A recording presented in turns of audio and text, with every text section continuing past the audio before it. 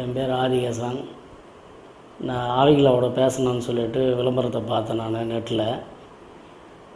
அதனால் இங்கே பயிற்சி எடுக்கிறதுக்காக இங்கே வந்தேன். நான் இங்கே பயிற்சி எடுத்ததில் வந்து என்னுடைய அப்பாவோட பேசணும்னு சொல்லிட்டு கேட்டிருந்தேன். அதனால் அவங்க எனக்கு சில பயிற்சிகளை கொடுத்தாங்க.